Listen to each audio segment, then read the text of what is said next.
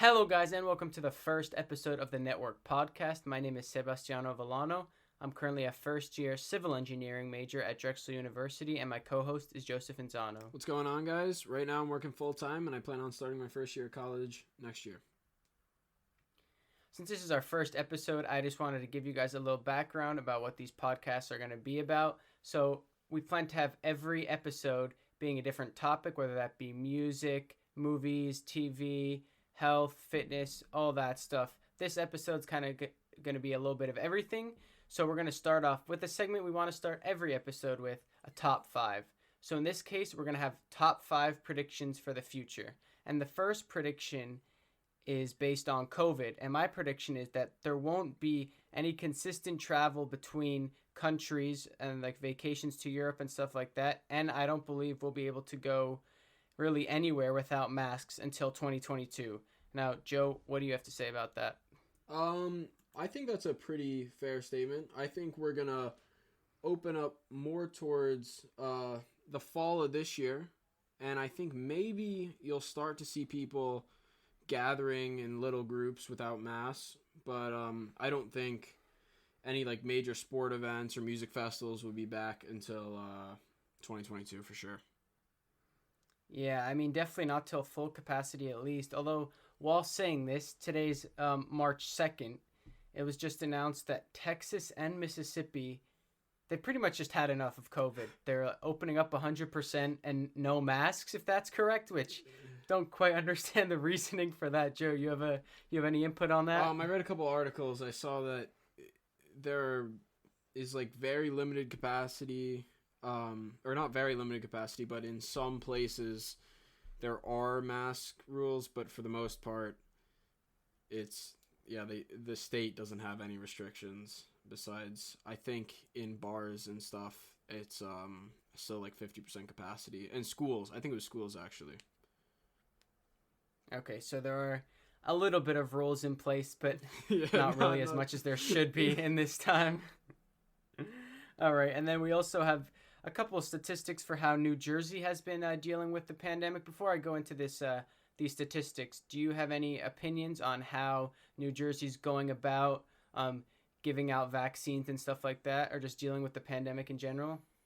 I think the U.S. as a whole has done a pretty poor job of rolling out the vaccine. I think we had a whole year to prepare, or at least 6 months, to just prepare how we were going to roll out the vaccine effectively and get it into the hands of people the fastest way possible. And it is taking an incredibly long time. So I think we definitely could have been more effective. Yeah, I think one of the issues is, at least in New Jersey, is that we're not quite getting the supply, that not only the supply we need, but the supply we expected. I believe I read today from Governor Murphy that by the end of February, we're supposed to have, I think, 300,000 doses of Johnson & Johnson, but we just got 70,000 doses of that vaccine. So I think that's an issue. And also just the fact that they're trying to they're giving it to the people that need it the most first, which I think might be slowing it down a bit, but I think that it's worth it because, you need to get the high risk people, the elderly, the people that are on the front lines. I think they need it first. So with all that in mind, there are over 1.4 million first doses that have been given. So out of a population of about 9 million, it's over 1/9 pretty much of our population that's been vaccinated. And there's been over 2 million doses administered total, which combines the first and second doses, as well as that we're getting 70,000 doses of the Johnson & Johnson vaccine that's going to be distributed, but it is only 72% effective. Now, what do you think about that, the Johnson & Johnson vaccine, and the fact that it's only 72% effective? Do you still think that it's better than nothing? Because apparently that's what a lot of people are saying. Well, at this point, 72%. It is better than nothing, but obviously I think the Pfizer vaccine is in the mid-90s, I think, and so is Moderna. Yeah, I'm pretty sure that's so, obviously, you'd rather have... but I think Johnson & Johnson is much bigger than those other two pharmaceutical companies, so obviously... Well, not obviously, but I guess because they're such a big company... Maybe the testing just isn't as good, or I'm not sure. Why do you think it's percent effectiveness is that much lower than. To be honest, I don't know enough about the vaccine to know why each has why the percentages are different. But one thing that my family was talking about over dinner is that Dr. Fauci is actually a fan of the Johnson & Johnson vaccine because, I mean, it may only be 72%, but none of them are going to be 100% effective, especially not in this point in time. And the vaccine might end up having to be something like the flu shot, where most people get it once a year, Right. kind of to just like keep yourself protected, even if it's not 100%.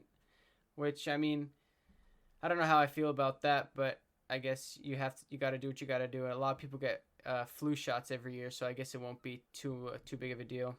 Yeah, I think I think it will be something just like the flu shot, or at least talk to my mom, who is a scientist.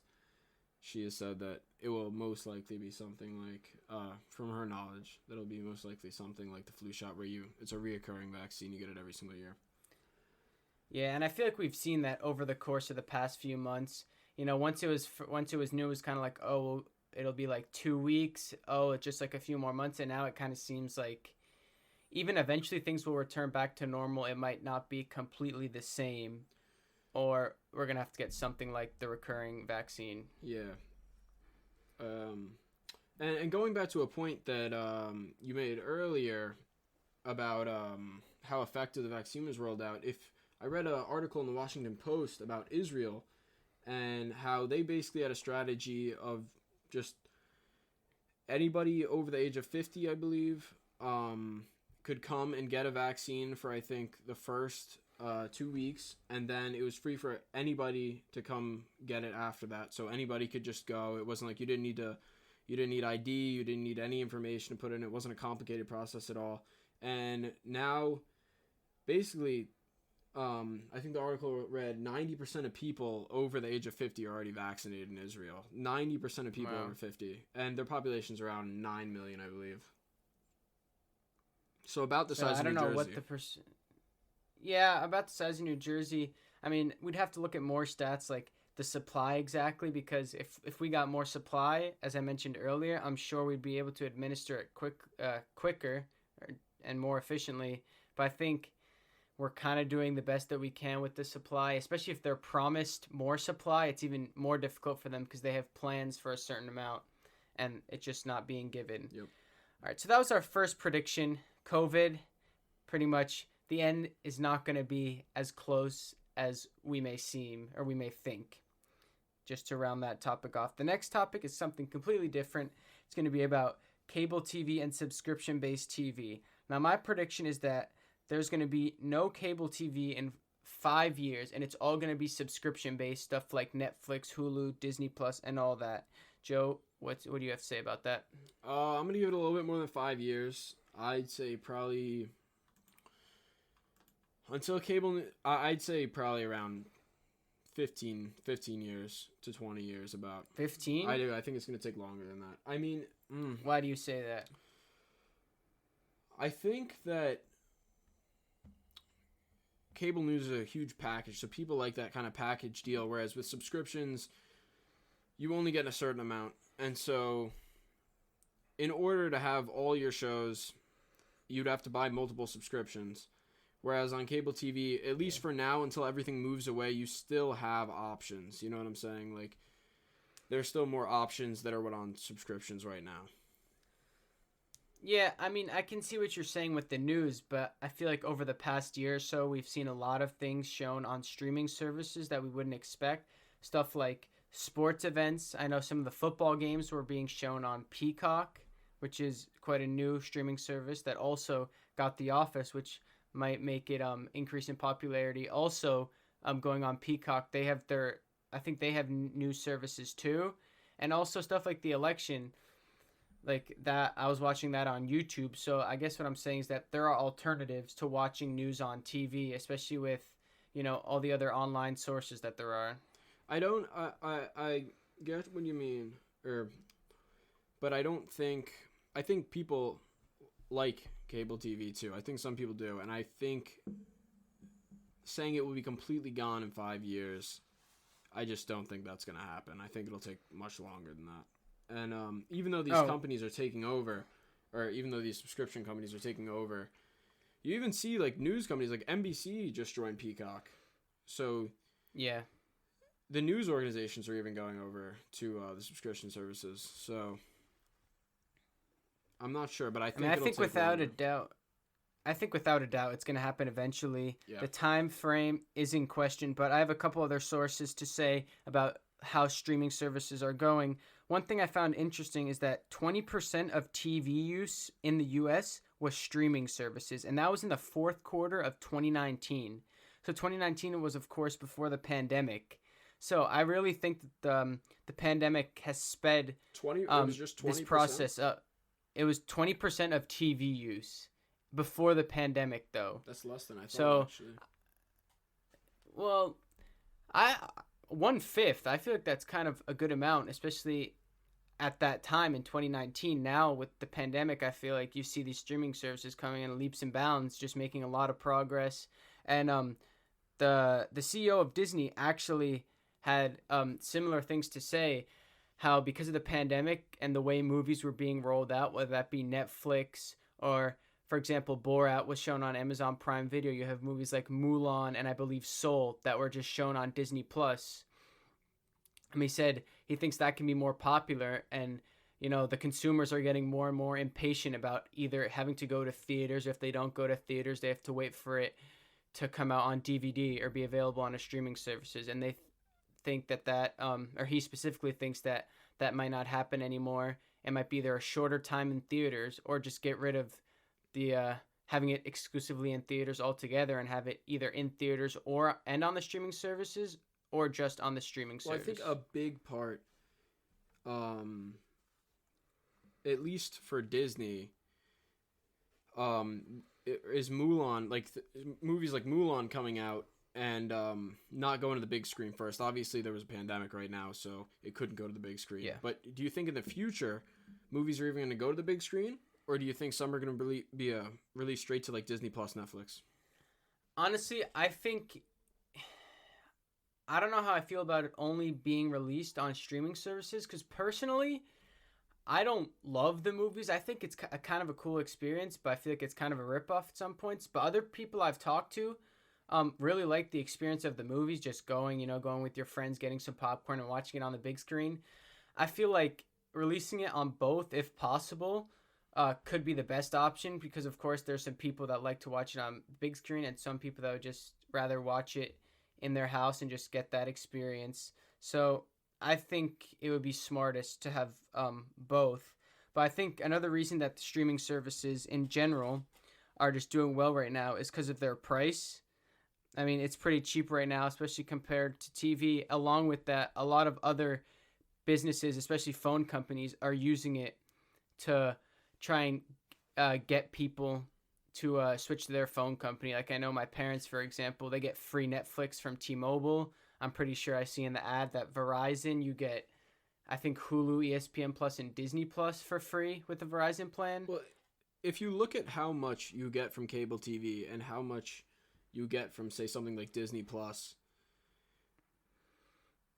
how much more content are you actually getting from Disney or from cable than you are from Disney Plus? Yeah, it's worth the price.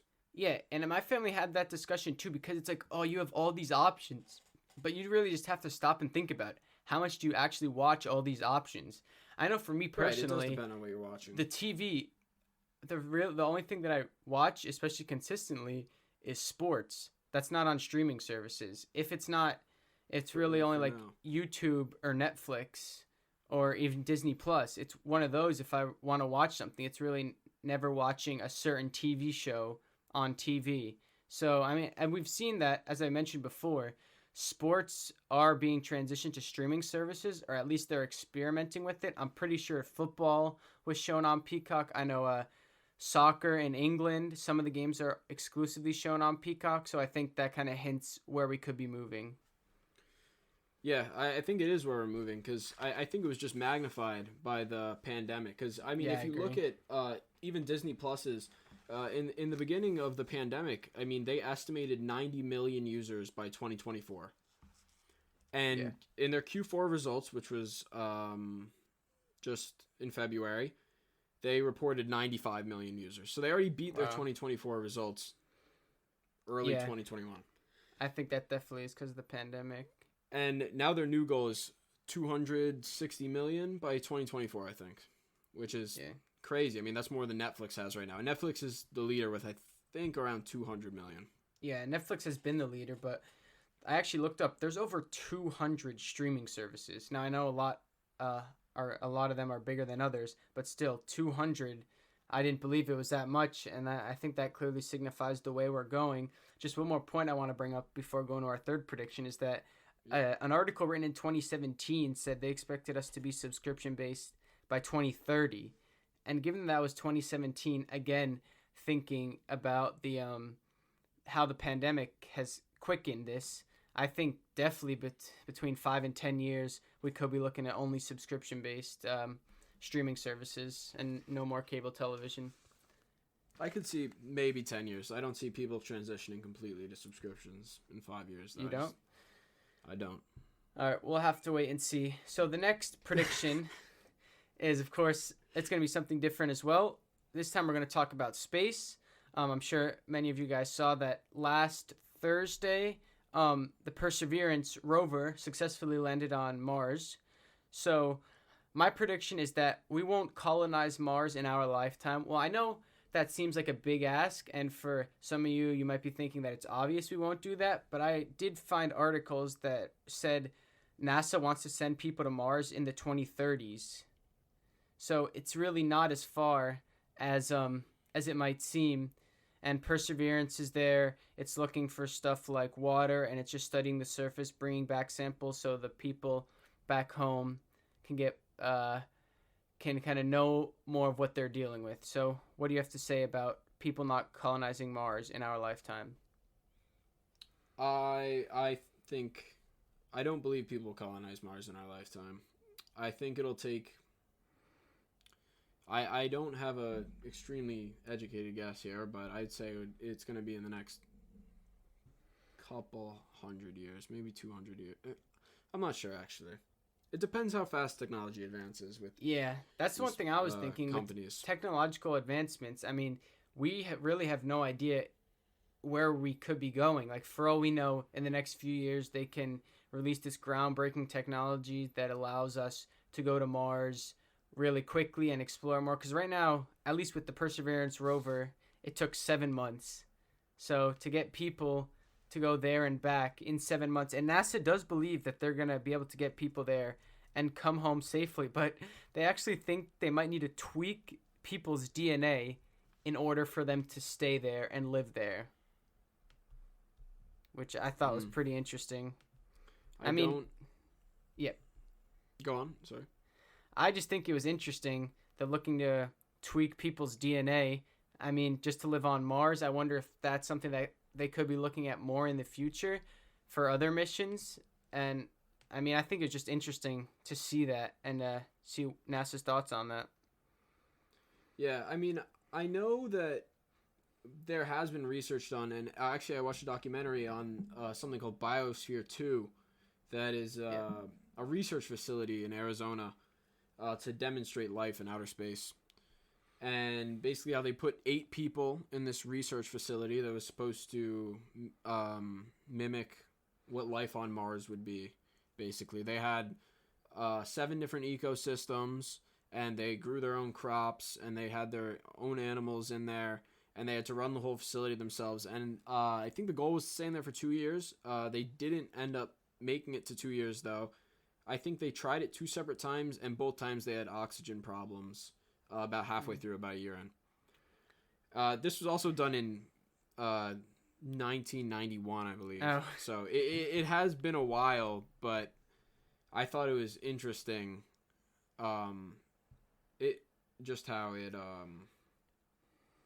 were already kind of developing stuff like it back then, and if it has advanced that much to now that they could possibly make it work. Yeah, it's interesting that you say it's from 1991. I wonder if it's that they've just been keeping it a secret since then on what advancements they're making on that. Because what I've heard about Mars as well is that it seems like the way that NASA is going to go about it is probably building something like you said, a biosphere where we can live, but it won't really experience the environment of Mars itself, which would be interesting. I don't know how we would go about transporting all that to Mars and then building it, which makes me think that us not colonizing Mars in our lifetime, it might be a long, long time after that. Something interesting I found in it that I didn't even think of was that another huge problem was that there were actually group tensions within the group there with the people, and they were having power problems among themselves and who was controlling things and whatnot. I thought that was interesting. I guess that is something that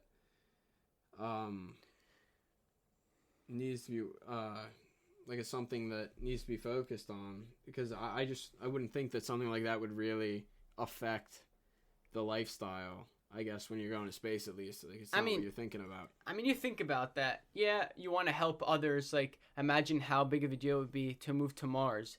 But also imagine the psychological effect of just you. You said it was 8 people, right? So imagine you and 7 other people for 2 years. That's it. Now, I know you said it didn't last 2 years, but just imagine trying to endure that. That's it. You and 7 other people. I mean, regardless of the situation, it's got to take... We just did it with COVID. We just did it. Yeah, we stayed in our house for basically with the same people for a year. I mean, I'm sure there were families that had more conflicts than others, and I'm sure it disrupted a lot of relationships. But yeah, I mean, we just did it, so I guess we could kind of relate to the fact that, you know what I'm saying? I mean, in a sense, but even then, like, things like going to work, like where you did interact with other people. It's much different, but I'm trying to relate it. I know it is. Stuck with the same people for a long period of time. Yeah, I mean, and even this is your family. I don't know exactly the relationship these people had with each other. I'm sure they'd have to do a lot of training and exercises for this to even remotely work. So let's go on to the next topic, but the last thing I want to say about this is, of course, I don't think we're going to colonize Mars in our lifetime, but I also think more broadly, I don't know if we're going to make as much progress in space as predicted and as that we currently think, because we don't know all the difficulties that we're going to have and stuff like that. All right, so our next prediction is about electric cars. Would you like to start on this one? Yeah, I'm thinking that we are going to be at 95% electric cars by 2050, I'm saying. You see a pattern already. You see Ford, Volvo, both of them huge dealerships, car manufacturers, saying that they're going all electric by 2030. I think Ford is Europe only 2030. And GM's CEO just said that they'll be all electric by 2035. So, you know, I think Tesla has started the wave of electric, environmentally friendly cars and vehicles, and I think all the other manufacturers will follow. Yeah, I actually had a similar prediction. Mine was, I just put it in the 2040 to 2050 range. I said only electric cars. By only electric, I mean like 95 to 100% electric. Yeah, that's I think looking on the information that I found, that's kind of what they're aiming for. Whether or not that's going to come true, you know, remains to be seen. But it's stuff like Boris Johnson, who's of course the UK Prime Minister. He said once 2030 hits, gas cars will no longer be sold in the UK, and then after 2035, there'll be not even hybrid cars being sold. So after 2035, it sounds like he plans to exclusively have electric cars being sold in the UK.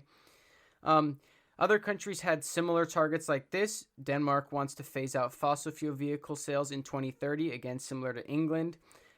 Norway said in 2025 they want to have no more gas cars being sold. And then I found it interesting that for looking up stats about the U.S., I actually found something about California. After the wildfires, the California governor exclusively said that they plan to not have gas cars sold after 2035. I just found it interesting that it was a state thing and not a nationwide thing, which, again, going back to the pandemic, I think that could be the reason we're not... I think we could be more successful if our country was more in sync. But going back to the electric vehicles, What else do you have to say about that? No, I think I totally agree with you. Well, what are some of the limiting factors of us not reaching those goals? Because I could think of 2 right now, and I think we're on the same page with this. Okay, what are your 2? I think that it's about the cost, and it's just about the charging ports. Because we've also talked about this before. The only charging port I can think of, maybe just because I'm not paying attention, is the one by the movie theater and by the Panera on Route 1. And that's the only one I can even remember seeing. You know, I don't think that'll be a problem in the future. I think cost and companies lowering the prices of these electric cars to make them affordable for people is extremely important. Because, you know, people aren't going to buy electric cars if they could buy a gas car that is significantly cheaper. It's just not going to happen. So I think companies need to lower the prices of electric cars, and I think that the charging stations will come as more people, as it develops. I think there will be a sufficient amount by at least 2030. I think you can also put them in your homes, and you could, I know workplaces, I know my mom's work has charging stations. If you have a Tesla, you could charge your Tesla while you're at work. And yeah, the one at the Panera too, but that's the only one I've seen in the area. Yeah, I mean, I agree with that. And something to counteract the cost is something that I did read. Apparently costs will begin to be around the same as the gas-powered counterparts from 2025 to 2029. And the reason for this is that the lithium-ion batteries that run the electric cars fell in price 87% from 2010 to 2019, and they expect that price to continue to drop, which is going to allow them to lower the price of electric cars. As you said before, you know, Tesla is kind of the leading one, at least in our area. But I looked it up, and a lot of car brands either have electric cars already or are going in that direction. You know, in China, they have companies like NIO, and other companies that are pushing the boundaries there. But I just looked up the leading country with actually the most amount or the highest percentage of electric cars on the road is Norway, which was up at almost 20% of the vehicles on the road are electric. And in the first half of 2019, 58% of new cars sold in Norway were electric. So I found that interesting. And I feel like maybe other countries can follow their lead. Although it seems like all countries collectively, while we're at a different rate, are trying to move towards that. Yeah. Yeah, I agree. So we got our 5th and final prediction. Joe, would you like to go into this one? You know, the more I thought about this, the topic was going to be the stock market, but I don't really have a clear prediction on where it's going to go. Obviously, nobody can predict the market. It's kind of like a stock market, kind of U.S. economy, general kind of thing. But I think, I actually think we're going to come out of this in a bull market, and I think it's going to be good for the economy because I think with vaccines, it's going to increase optimism, and with everything reopening, businesses are just going to flourish, unless a new strain hits or something like that could possibly happen. With places like Texas and was it Mississippi? Yeah, I believe so. Like with no masks now, I mean that doesn't give me. I don't really think they had that much data to back up that they were just giving up. I think they kind of just seemed like they had enough, to be honest. At least from what I read, I could be wrong, but if new strains start to develop and if we see inflation start to rise with the stimulus packages, I could definitely see investors getting hesitant and starting to pull back. But I think with the economy opening up, I think the U.S. is going to flourish in coming years. I think there's going to be sectors that are still going to be hit. Like I think airlines aren't going to recover for a while. I think airlines are going to struggle. I don't think people are going to travel as much. I have 2 things to say.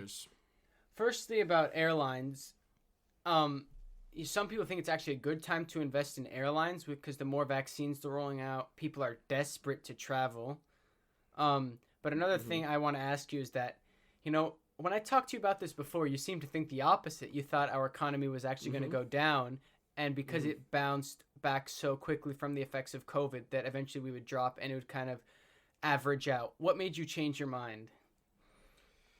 You know, it's all based on the outlook kind of where I see the economy going in the next year, or years to come. And I really think with COVID opening back up and industries coming back, I think the market is all based on speculation. It's all based on, does the future look positive? And right now, I think the future does look positive with vaccinations, rolling out across the country. And I think people, unless a new strain hits, I can see a pullback happening, but overall, I definitely see a bull market. All right. So that was all for our top 5 predictions. Let's give it up for our last prediction from Warren Buffett and Zano over there, giving us some solid business information. Thank you. So now we're going to go on to a couple more things before we wrap up this video. Just one thing I wanted to mention briefly is just, how's your 2020 been going? I know it's now we're over 2 months in. Were there any goals you had, and have you been meeting those goals, or just some small life changes in 2021 now? Mainly I kind of just wanted to start being more active. I wanted to start working out more ever since I kind of stopped playing hockey. You kind of fall into a slump. You don't work out. Yeah. And you get lazy. So I've been wanting to work out more. I've been wanting to read more, which I've been doing. And it just makes you feel better about yourself, kind of. Same thing with working out. And, I'm retaking my SAT or ACTs now. Plan on going or applying to colleges later this year. And so I've been studying hard for that and hoping I get a good score. So those are kind of my goals. Sounds like you're doing pretty well. One thing that I kind of remembered when you said that, it's when you get in a slump, it's kind of hard to get out of it. Obviously I'm doing college online right now. And one thing that I noticed is it's really easy, or at least personally, I find it really easy to create bad habits and extremely difficult to create good habits. I mean, I know people often say that just habits, you do it long enough, it's going to stick with you. But I feel like bad habits, just like, for example, skipping a class, or let's say, I'm not going to go to this class because I want to catch up on some homework. Once you do it once, it kind of becomes a habit, and it's really hard to break out of that streak. So it's just... I actually... I read a book, and it's about... kind of how short-term how do I explain this? I think it basically explains procrastination, like how you us as humans, I could be wrong, but you could correct me if I'm wrong. I'm trying to generalize the book. We prioritize short-term happiness over long-term I don't know results, the exact word. Kind of. Yeah. It's short-term gratification over long-term results, kind of something like that. So you have this, you want to start working out. Say somebody wants, you want to be ripped, but you'll start working out and you'll have this, you'll see the short-term progress, but it just, your short-term gratification only lasts so long. So you only work out once or twice, and then you won't see results, and so therefore you won't continue doing it. It's very hard to continue doing something and stay consistent with things like working out even. Yeah, I mean, stuff like procrastination, which is something that I do more often than I like to admit. It's like, would I rather get this assignment done, or would I rather just relax a little bit right now and deal with it later? Because dealing with it later, all that means in your head is not now. So if you don't have to deal with it now, why would you not take that option when obviously in the long run, if you were more on top of things, you'd feel a lot more productive, and just you'd feel a lot better with yourself by doing it now. So that kind of goes into our goals. Just real quickly, my goals, I also wanted to read more. I haven't really put that into action that much. Of course, I started off the year, or I ended 2020 with a concussion, which we'll probably save that story for another episode, which, made my 2021, I was a little bit behind, and now with school and everything, hopefully I got a little bit of a break and I'll pick up reading and kind of create a habit out of that. But one thing I have gotten back into, which I'm happy with myself for, is learning languages. So I'm currently trying to learn German. So what's helped me with that is downloading Duolingo because, us, or our generation in general, we're just on our phones so much. Might as well try and be a little bit productive with that. So, that's been good. And the next thing I want to go into is who would be your dream guest on the podcast? If you could have anyone in the world be a guest on this podcast, who would it be? Would you like to go first? No, I'll think about it. Why don't you go first? All right, I'll go first. So, after thinking about it, I think that someone who I would like to have on this podcast or just have a conversation with in general is someone from YouTube. His name is Mark Rober. He worked at NASA for, I believe, 12 years. I believe he's a mechanical engineer. And I'm not a mechanical engineer. I'm studying civil engineering right now, but it falls under the same field. And just to see the type of projects that he does and to kind of pick his brain a little bit more, see his thought process, see how he comes up with these ideas and puts them into action, I think that would be real beneficial for my future and for the path that I'm trying to go, and just really his creativity in general.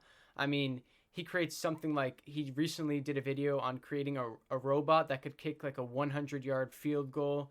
He created like a squirrel obstacle course during quarantine. It's just crazy stuff like that I just really like how he puts it into action and just seeing the whole engineering process. So Joe, what about you? Who would be your dream guest? My dream guest would probably be Bob Chapek, who's the CEO of Disney right now. I'm a huge Disney fan, so of course I'm biased, but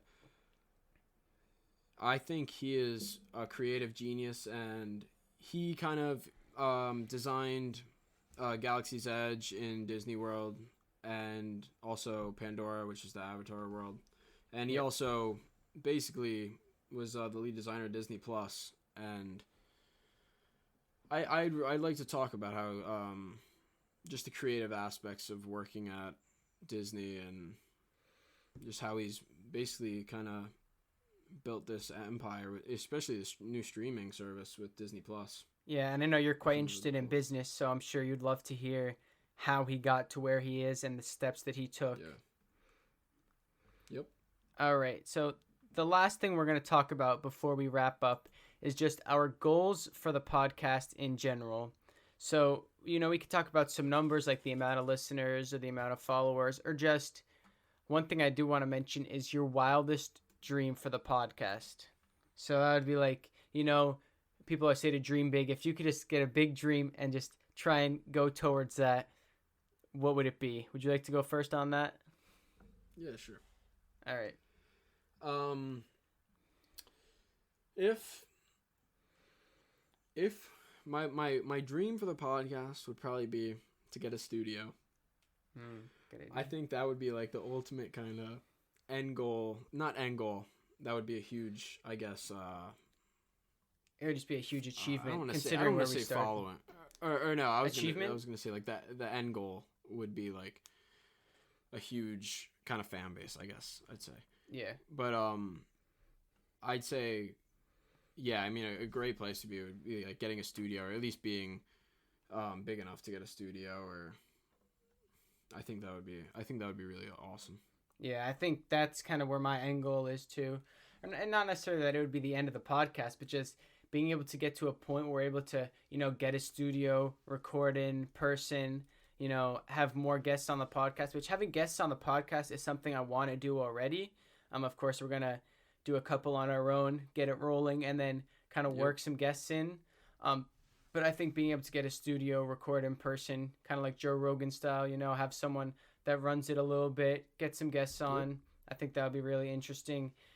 What about any numbers wise, like maybe followers on Instagram? Right now we have like a little over 100, so we're kind of a big deal right now, but just like listeners for the first episode, or just stuff like that in general. Honestly, I'm not too worried about the viewership or the following.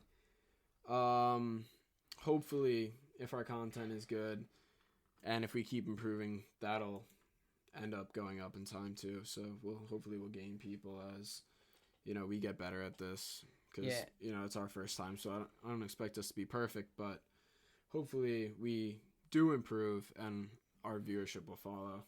Yeah, I agree with that. I think it's nice to set goals on like followers or viewers or stuff like that, because if that's growing, then you know that you're making progress. But also it's just that if we just keep improving our content, then the followers, they'll come, because if we get better, the word gets out more.